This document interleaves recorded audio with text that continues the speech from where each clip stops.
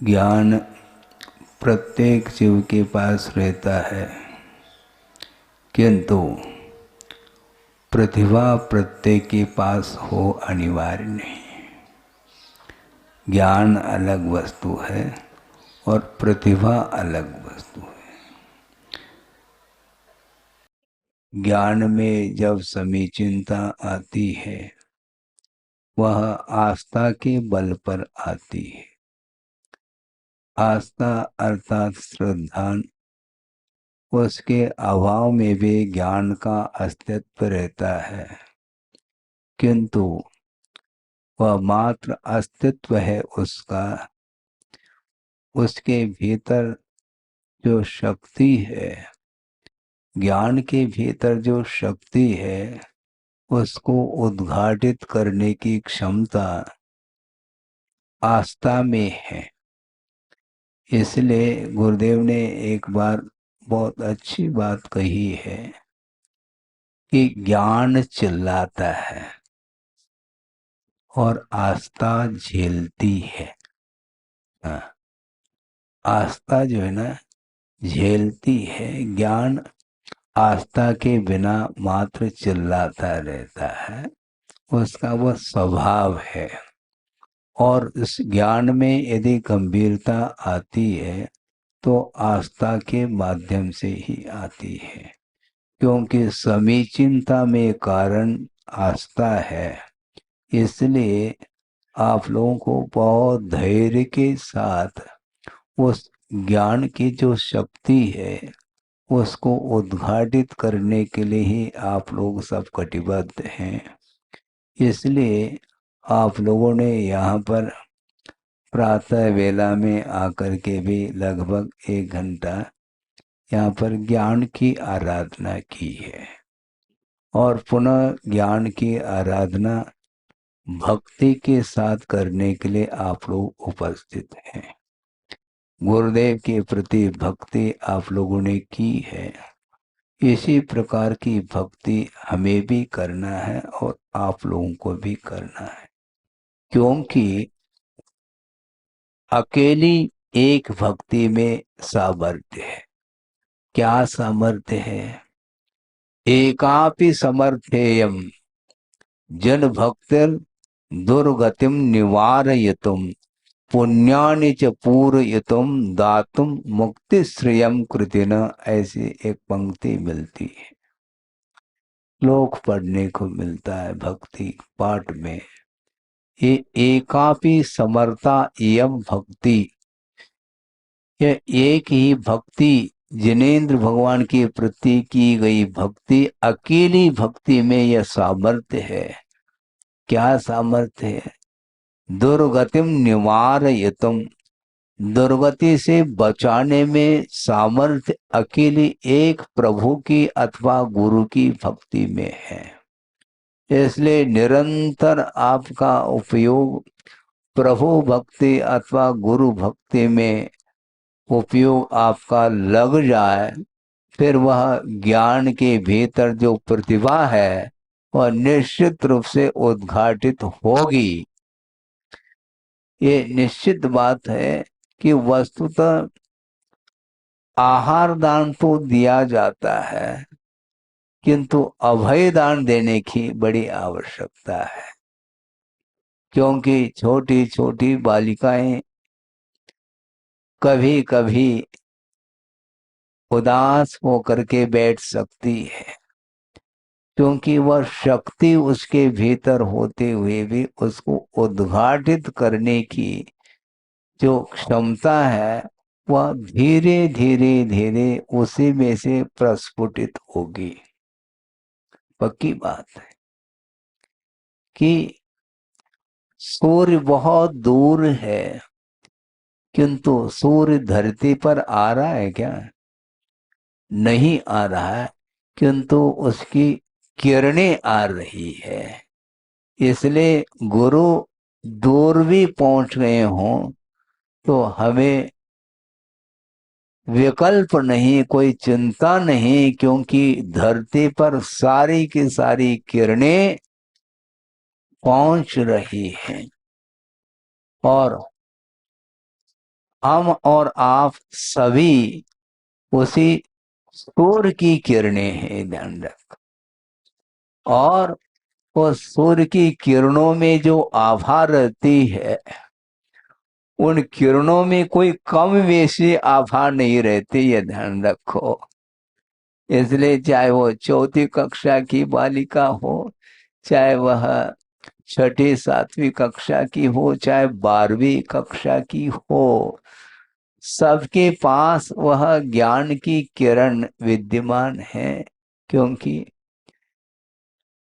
सूर्य किरणों से पृथक है क्या? सूर्य मंडल है तो आभा भी मंडल है। किरणें, किरणों का जो समूह है वही तो आभा है। इसलिए कभी भी संकीर्णता नहीं होनी चाहिए। छोटा और बड़ा कोई भी जीव नहीं, जीव मात्र वह द्रव्य है। चैतन्यता जिसमें पाई जाती है उसका नाम जीव कहा है। और उसके भीतर से वह शक्ति धीरे धीरे वह विकसित होती चली जाती है। और गुरुदेव ने एक बार स्वाध्याय के दौरान ये भी कहा था कि शक्ति काम नहीं करती। सुन रहे हैं आप? हाँ, सब लोग सुने। शक्ति काम नहीं करती, शक्ति को काम में लिया जाता है। हाँ, सबके पास शक्ति है, शक्ति को काम में लेने का हमें पुरुषार्थ है। एक बलवान व्यक्ति है किंतु वह शक्ति का वह प्रयोग नहीं कर रहा है। तो शक्ति कहीं बाहर से आती है क्या? बाहर से नहीं आती, वह अपनी निजी शक्ति है। ज्ञान अपने आप को भी प्रकाशित करता है और पर वस्तु को भी प्रकाशित करने की क्षमता उसके अंदर है। इसलिए ज्ञान को स्वपर प्रकाशी कहा है। अपने आप को भी प्रकाशित कर सकते हैं आप, और दूसरे को भी। जिसे प्रकाश नहीं मिल रहा है उसको भी प्रकाशित किया जाता है और अपने आप को भी प्रकाशित किया जाता है। इसलिए प्रत्येक जीव के भीतर वह अनंत शक्ति विद्यमान है। उसको उद्घाटित करने के लिए प्रभु के और गुरु के चरणों में शांत चित्त होकर के बैठ करके प्रभु की आराधना करते हैं, उनकी भक्ति करते हैं, उनकी स्तुति वंदना आदि करते हैं, तो निश्चित रूप से ज्यादा मेहनत करने की कोई आवश्यकता नहीं है। लेकिन मेहनत करना छोड़ दो ऐसा नहीं कह रहा हूं, क्योंकि हकीकत है, यथार्थता यह है कि प्रत्येक व्यक्ति के भीतर वही आत्म तत्व है। उसमें छोटे बड़े की परिकल्पना करना एकमात्र अज्ञान का परिणाम है। कोई बड़ा नहीं और कोई छोटा नहीं। स्वरूप की दृष्टि से कोई न बड़ा है न छोटा है। एक बहुत अच्छा विषय आपके सामने रख रहा हूं कि आनंद जो आता है वह किसके द्वारा आता है?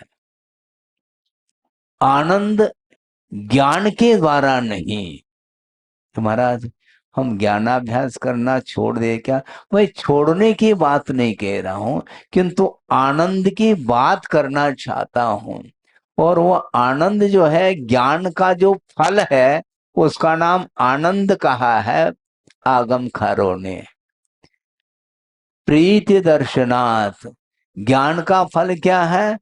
प्रीति उत्पन्न करना। यह ज्ञान का फल माना गया, ज्ञान का वह रिजल्ट है।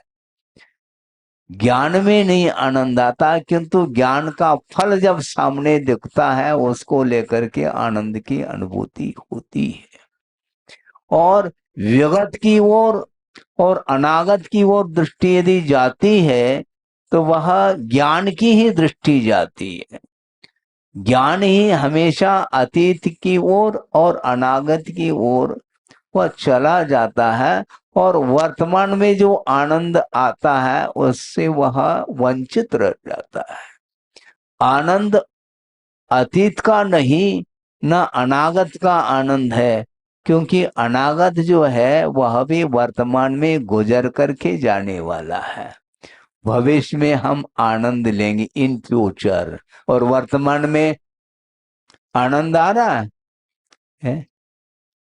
वर्तमान में जो आनंद, जैसे समझने के लिए शाम को आपको भोजन दिया जाएगा, ठीक है, आनंद आ रहा है भाई, भोजन दिया जाएगा, ये ज्ञान का विषय बन रहा है, किंतु आनंद का विषय नहीं बन रहा है वो। और सुबह आप लोगों ने नाश्ता कर ली, उस समय जो आनंद था वह अभी नहीं है, स्मृति उसकी है, उसका ज्ञान है, इसलिए ज्ञान में आनंद नहीं आता। आनंद जो है संवेदन में आता है, अनुभव में आनंद आता है। एक बहुत अच्छी बात हम कहना चाह रहे हैं, वह ये है कि वृषभनाथ भगवान को निर्वाण को प्राप्त करके कितना समय गुजर गया, एक युग गुजर गया, यूं कहना चाहिए। युग के आदि में वो हुए थे, एक कोड़ा कोड़ी सागर प्रमाण काल व्यतीत हो गया है उनको निर्वाण को प्राप्त करके, ठीक है। अब महावीर भगवान को निर्वाण प्राप्त करके कब, कितना समय व्यतीत हुआ, ज्यादा ज्यादा काल नहीं हुआ। तो ऐसा तो नहीं है कि महावीर भगवान को जो आनंद आ रहा है उससे कई गुना आनंद वृषभनाथ को आ रहा होगा, ऐसा नहीं भूल जाओ। क्योंकि आनंद जो आता है वह वर्तमान में आता है। भोजन किसी ने कर लिया और कोई करने वाला है, दोनों को आनंद नहीं, जो कर रहा है उसको आनंद है। जो भोजन कर रहा है एट प्रेजेंट उसको आनंद आता है, इसका नाम ज्ञान का फल है। ये इसको बोलते हैं फल। अतीत का संवेदन नहीं, न अनागत का संवेदन, और पर का संवेदन नहीं, स्व का संवेदन होता है। कोई भी छात्र हो उसको आनंद जो आएगा वह स्व का आएगा, भले ही वो कम भी नंबर लेकर के आए, इसमें हमें कोई भी विकल्प नहीं, क्योंकि आज नहीं कल उसके अंदर भी वही विराटता है। अनंत शक्ति जो है वह केवल ज्ञान में है। आज वर्तमान में कोई कोई केवल ज्ञान है क्या, बोलो, नहीं है ना। तो केवल ज्ञान का आनंद ना मुझे है ना तुम्हें है, इसलिए बराबरी पर है, ध्यान रखना, टेंशन नहीं पड़ना कभी भी। इसको बोलते हैं अभयदान।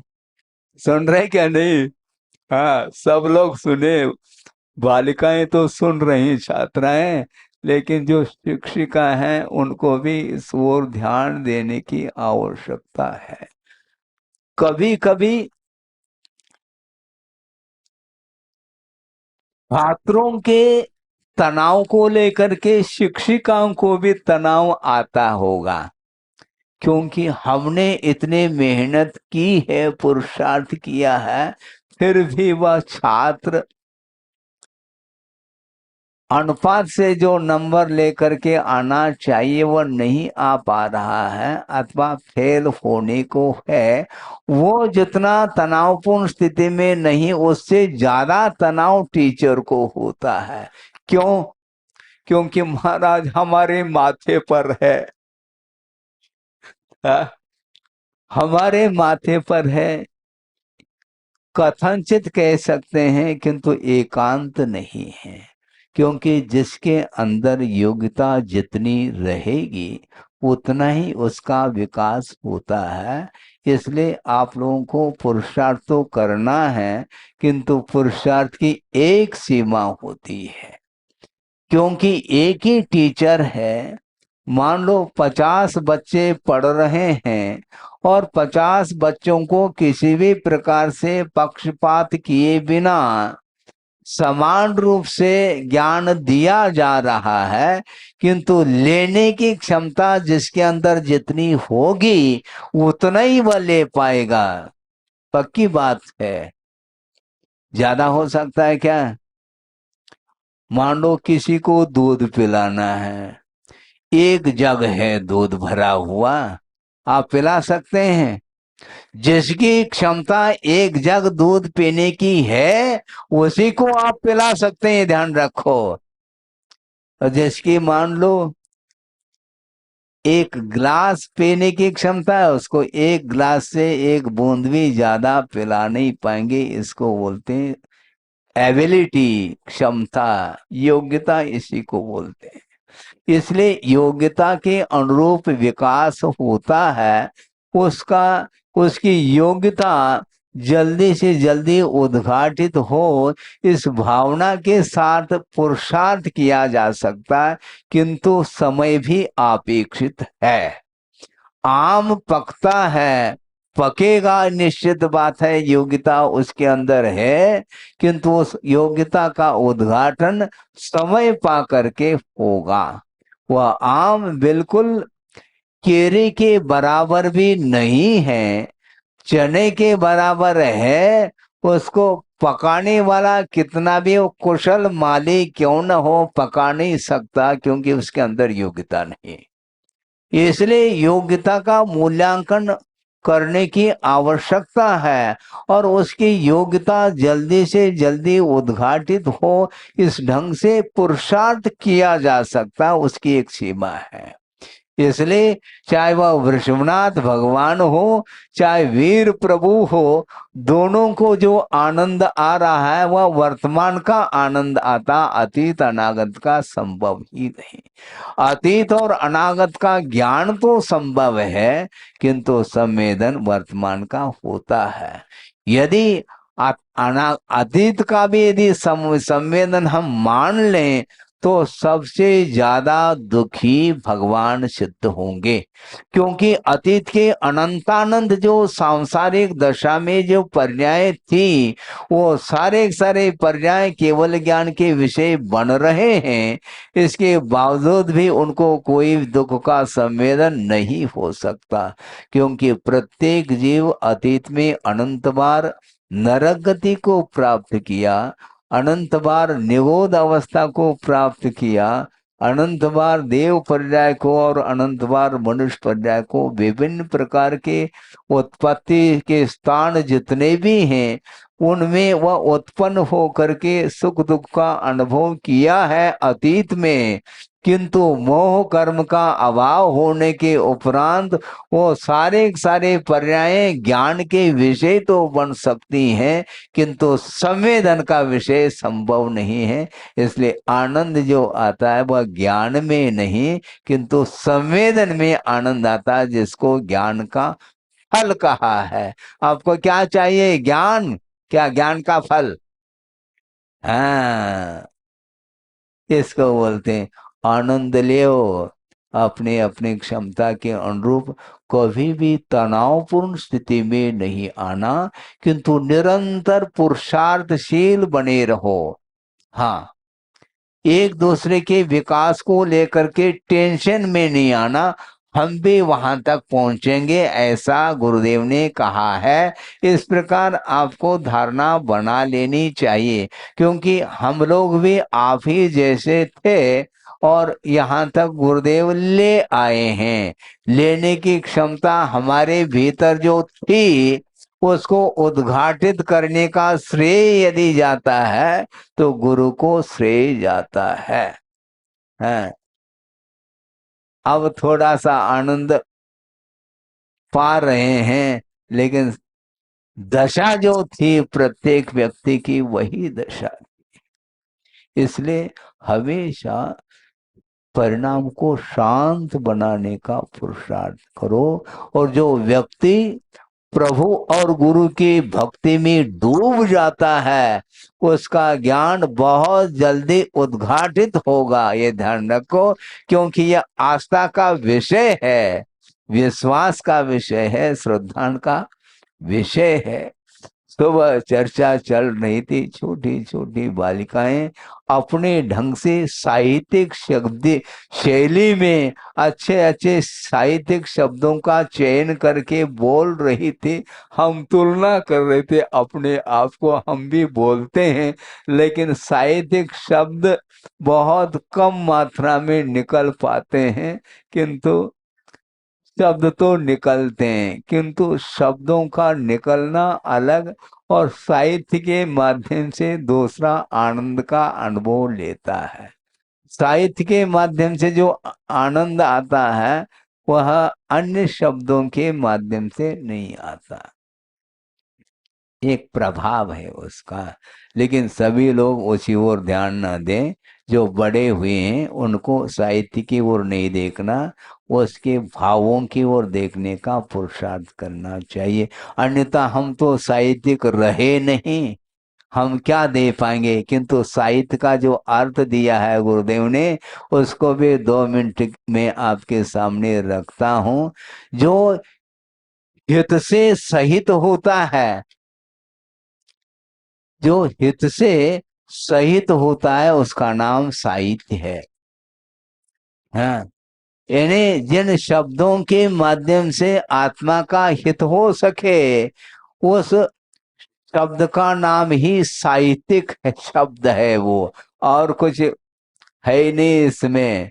क्योंकि कवि महोदय बैठे हैं, साहित्यिक शब्दों में आपके सामने धारा प्रवाह काव्य पाठ करके आपको मंत्र मुग्ध कर सकते हैं, किंतु जिसके पास साहित्य नहीं है वह कैसा होगा। किंतु आचार्य कहते हैं जिन जिस ज्ञान के माध्यम से अथवा जिन शब्दों के माध्यम से, जिन वचनों के माध्यम से आत्मा का हित हो सके, उसी का नाम साहित्यिक माना जाता है शब्द। इसलिए हम शुरू से अपने आप में रहे, क्योंकि एजुकेशन तो मेरा उतना नहीं जितना आपका है, हैं? 12वीं कक्षा वाले भी छात्राएं बैठी हैं जो कि हम 10th वाले हैं, 10वीं कक्षा पास की है जैसे तैसे, मतलब ज्यादा अंक नहीं। हाँ,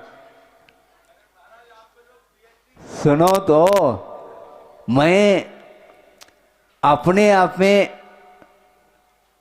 प्रसन्न हूं, क्योंकि मुझे पूर्णांक मिल जाए काफी है। पूर्णांक 9 का अंक होता है, हमें परीक्षा में 9वीं अंक मिल जाए तो आपसे भी मैं प्रसन्न रह सकता हूं, क्योंकि पूर्णता का वह प्रतीक है। और पूर्ण ज्ञान का अर्थ केवल ज्ञान होता है। इसलिए आप लोगों को भी जल्दी से जल्दी पूर्ण अंक मिल जाए तो केवल ज्ञान का अनुभव कर सको। कि भगवान से और गुरु से मैं प्रार्थना कर रहा हूँ कि हमसे भी जल्दी से जल्दी पूर्णांक जो नीचे बैठे हैं उनको मिल जाए, ताकि वह जल्दी से जल्दी वो भी ऊपर उठ जाएं धरती से। धरती से ऊपर उठना खेल नहीं है, क्योंकि धरती का जो आकर्षण है वो बहुत भयानक आकर्षण है। वो मोह रूपी धरती पर चल रहा है संसारी प्राणी, इसलिए वो गुरुत्वाकर्षण उसी को बोलते हैं।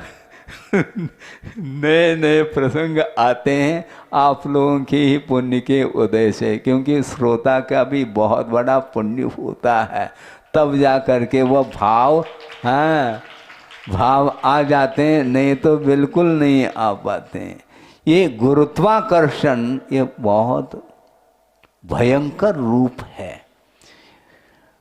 पेड़ में फल लगा है, जब तक वह उस डाल से उस फल का संबंध है तब तक वहाँ पर वह दोलायित है, किंतु जैसे ही उस डाल से उसका संबंध टूट जाता है तो गुरुत्वाकर्षण सीधे धरती पर ही वह गिर जाता है।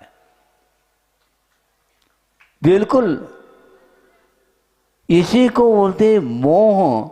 मोह के कारण ही संसारी प्राणी अपने आप को उठा नहीं पा रहा है। और अपने आप को उठाने वाला कौन सा तत्व है? मोह नहीं, किंतु मोह के अभाव में जो ज्ञान की परिणति है वही प्रत्येक जीव को ऊपर उठाने में वह सामर्थ्य वह रखता है। ज्ञान के बिना कभी भी उन्नति संभव नहीं है। किंतु कौन सा ज्ञान है? वह वीतराग विज्ञान बोलते हैं। तीन भुवन में सार वीतराग विज्ञानता। समय पर पंक्ति आ जाए तो वह उस पंक्ति का महत्व भी है, अन्यथा ऊपर भी बैठे हुए महाराज होंगे, उनको भी छड़ाला का ज्ञान होगा, किंतु समय पर वह आना चाहिए। तीन भुवन में सार कहा है।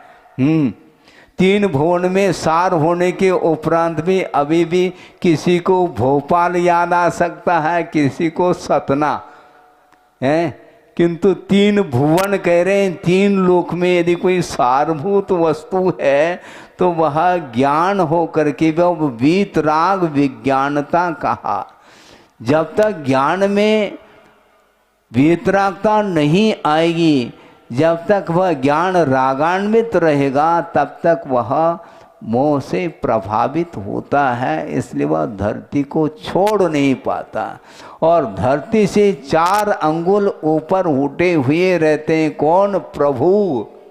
हाँ, आप स्वर्ण का सिंहासन रखो अथवा रतन का रखो, किंतु उसके ऊपर भी वह 4 अंगुल ऊपर उठे हुए पाए जाते हैं। ऐसा क्यों?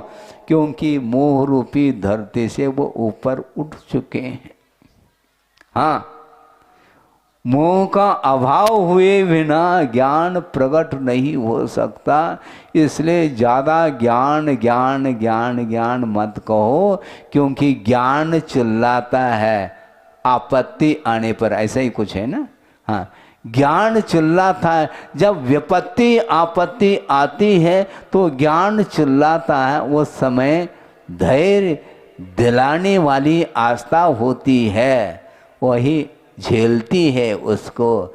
आत्मा को झेलती है, हैं? आत्मा झूलता है अपने मोह के कारण, किंतु उसको झेलती रहती है वह आस्था। इसलिए आपको क्या पसंद है? ज्ञान पसंद है क्या आस्था? हाँ, क्योंकि आस्था में ही आनंद आने वाला है। उसके बिना कोई रास्ता प्रशस्त नहीं हो सकता। इसलिए आस्था से हमारा वास्ता है, क्योंकि ज्ञान में आनंद यदि आता है तो बिना आस्था के संभव नहीं। इसलिए प्रत्येक छात्रों को भी ये धारणा बना लेनी चाहिए, कोई भी व्यक्ति छोटा बड़ा नहीं, व्यवहार की दृष्टि से छोटा और बड़ा सामने आता है। और बड़ों के प्रति छोटे का कर्तव्य बनता है कि विनय करना, और बड़ों का कर्तव्य बनता है छोटे के प्रति वात्सल्य रखना और अभयदान देना। ये बहुत महत्वपूर्ण बिंदु हैं आप लोगों के लिए। जब कभी भी छात्राओं में मान लो आकुल व्याकुल परिणाम होते हैं, उस समय आप लोगों को संभालना चाहिए। यह भी एक प्रकार से पीरियड है, उसमें एक पीरियड है, एक पीरियड इसके लिए भी देना चाहिए, अभयदान का एक पीरियड। हाँ बिल्कुल पक्की बात है।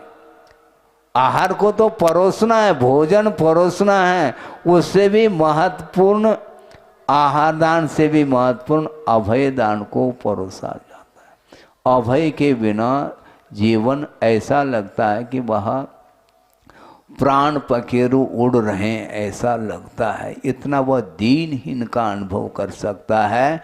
इसलिए दीनहीन नहीं होना चाहिए और प्रभु की भक्ति और गुरु की भक्ति के माध्यम से आपकी वह आस्था बिल्कुल बलवती हो। और वह आस्था यदि बलवती होगी तो ज्ञान में भी प्रौढ़ता आएगी, और जो प्रौढ़ ज्ञान है फिर चिल्लाना बंद कर देगा। उसमें प्रौढ़ता जो आती है वह सम्यक दर्शन के माध्यम से आती है, क्योंकि वीतराग विज्ञानता कहा तीन भुवन में सार। वीतराग विज्ञानता है। और आगे हाँ, शिव स्वरूप शिवकार। हाँ, हमें याद नहीं था इसलिए हमने पूछा इसमें क्या दिक्कत है। इसे हमें कोई दिक्कत नहीं आती, बताने वाले तो काफ़ी है ना, हमें क्या दिक्कत है। बताने वाले कोई नहीं हो तो झंझलाहट हो सकती है, चाहे छोटे हो चाहे बड़े हो, उनके माध्यम से सुनने को मिलना चाहिए। हम आराम से सुन करके आपकी बात को भी आपके सामने हम रख देते हैं। हाँ, त्वदीयम वस्तु तोभ्यम समर्पितम मया। हाँ, तुमने जो वस्तु दी उसको तुम्हारे लिए हम समर्पित करते हैं। इसलिए कोई भी बात नहीं आती है, हम दूसरे को पूछ लेते हैं आगे का बताओ, वह उत्साह के साथ बताता है तो हमें ज्ञान हो जाता है। ज्ञान जाता कहाँ है वो, क्योंकि शब्दों के माध्यम से ज्ञान उद्घाटित होता है, किंतु ज्ञान तो अपने भीतर ही रहता है। शब्द एकमात्र माध्यम है ज्ञान को प्रकट करने के लिए, क्योंकि ज्ञान के माध्यम से वस्तु को जाना जाता है, उसमें माध्यम शब्द है। हाँ, चाहे वह साहित्यिक शब्द हो चाहे वह सामान्य शब्द हो। लड्डू परोसो ऐसा कह दिया तो लड्डू अच्छा नहीं लगता। मोदक कहो, बात तो ये कही है। मोदक कहने से उसमें कोई ज़्यादा मिठास आ रहा हो ऐसा थोड़ी। हाँ, मोदकम देहि ऐसा बोल दिया, बहुत साहित्य कहा हमें लड्डू परोस दो, ये कहाँ है, बात ये कहीं। चाहे वह गंवार हो चाहे वह साहित्यिक कोई व्यक्ति हो, क्योंकि मिठास तो दोनों को आ रहा है। इसलिए शब्दों में मिठास नहीं है, वस्तु में मिठास है, ज्ञान में मिठास है। इसलिए ज्ञान को प्रकट करने के लिए ये बहुत अच्छा आप लोगों का उत्साह, हमें उस उत्साह को दे करके प्रसन्नता है। और भविष्य में गुरुदेव ने जो परोसा है, मैं परोस नहीं रहा हूँ, ये ध्यान रखो, मैं किसी को परोस नहीं रहा हूँ, केवल जिन्होंने परोसा है उसको याद दिला रहा हूँ मैं। उन्होंने क्या परोसा है उसको ध्यान दिला रहा हूँ, केवल मैं रिपीट कर रहा हूँ, दोहरा रहा हूँ जो बता चुके हैं। क्योंकि उन्होंने कहा है ना, क्या कहा, दिया दे दिया, क्या है वो, गुरु ने मुझे प्रकट कर दिया, तो मैं थोड़े प्रकट कर रहा हूँ, गुरु ने प्रकट कर दिया, दिया दे दिया आपके हाथ में। और एक दिए के माध्यम से प्रकाश पर्याप्त मिल जाता है, क्योंकि ज्ञान के माध्यम से पूरा विश्व ही प्रकाशित होता है। इसलिए मैं आपके लिए ज़्यादा प्रकाश देने के मूड में नहीं हूँ, क्योंकि प्रकाश जो वस्तु प्रकाशित है जिसके द्वारा, फिर उसको क्या प्रकाशित करना है। बिल्कुल बिल्कुल रत्न दीपक है, क्योंकि उसके दिया तले अंधेरा जो है ना, वह रत्न दीपक के साथ घटित नहीं होता। रत्न का जो दीपक है उसका तल भी प्रकाशित है, और आमूल चूल सब इर्द गिर्द सब परिसर प्रकाशित हो जाता है, बल्कि वह पूरा पूरा तीन लोक ही उससे प्रकाशित होता है।